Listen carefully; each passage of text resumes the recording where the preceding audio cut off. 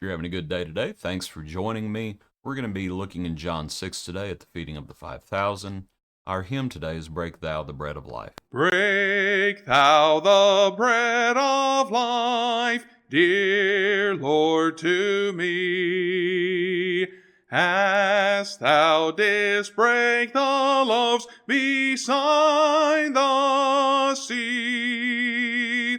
Within the sacred page I seek thee, Lord. My spirit pants for thee, O living word. To our passage, John 6, verse 1. After these things, Jesus went over the Sea of Galilee, which is the Sea of Tiberias.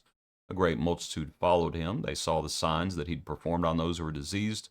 Jesus went up on the mountain, and there he sat with his disciples. Now the Passover, a feast of the Jews, was near.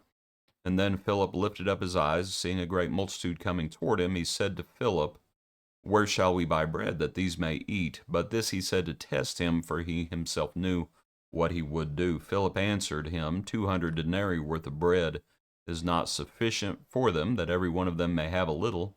One of his disciples, Andrew, Simon Peter's brother, said to him, There is a lad here who has 5 barley loaves and 2 small fish, but what are they among so many? Then Jesus said, Make the people sit down. There was much grass in the place. So the men sat down in number about 5,000. Jesus took the loaves, and when he had given thanks, he distributed them to the disciples, and the disciples to those sitting down. So when they were filled, he said to his disciples, Gather up the fragments that remain, so that nothing is lost. And therefore they gathered them up, and filled 12 baskets with the fragments of the 5 barley loaves, which were left over by those who had eaten. Then those men, when they had seen the sign that Jesus did, said, This is truly the prophet who is come into the world. Okay. What points might we make? I wanted to begin. Actually, let's give a little context. From the parallel accounts, this is right after the Lord has sent out the apostles, and they are returning to report to him everything that has happened. They're exhausted. He tries to call them away, get a little privacy, a little rest, eat a little bit. And the people meet him. They effectively run around the sea and get there the other side before they get there. And it's a busy time. This is after the Passover. Roads would have been full. And the multitude, they're following Jesus. They saw the signs that he did. And so that's the multitude's coming to him. He is teaching them.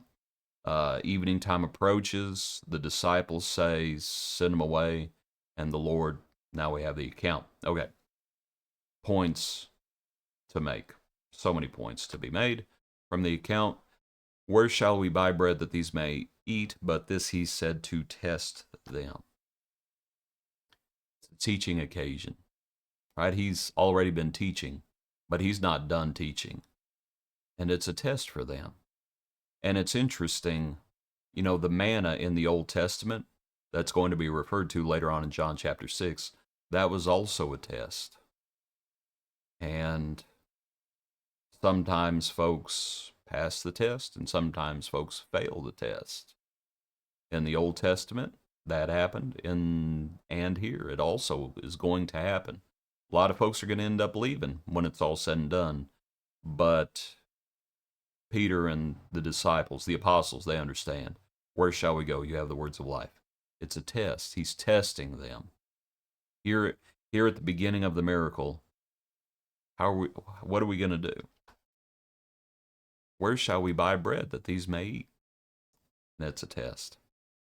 As the miracle, as it's happening, he distributed them to the disciples. And by the way, it's only John's account that includes the lad, there in verse 9, as the lad shares the 5 barley loaves and the fish. He distributes them to the disciples, and the disciples to those sitting down. And so I think not only does he have a test for them, he has a job for them. Remember, they're exhausted and they're hungry. And he gives it to them, and they give it to the multitude. thinking of another hymn. Into our life, into our hands, the gospel is given, and the Lord puts it in the apostles' hands, and the apostles give it to others. Think about the verse concerning the keys. I'm giving you the key. Putting it in the apostles' hands. I will be with you. Go and teach. Go and preach. Freely you have received, freely give. So he has a job for them. He also tells them afterwards, gather up the fragments that remain so that nothing is lost. And they gather up 12 baskets.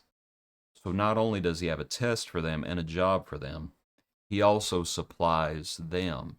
Remember, they're hungry. They pick up 12 baskets. I always like to make the point, the Lord knew how much to make. The Lord knew how much everyone would want. But the Lord also knew what the apostles needed. He could have made bread and fish every day, and frankly, he didn't need a little boy's lunch to do that. He could have just spoke it into existence. The Lord uses what we have, and the Lord supplies what we need. And this is how the Lord provided for the apostles. 12 baskets, one per apostle. The Lord sees to our needs. Give us this day our daily bread. As the hymn, break thou the bread of life.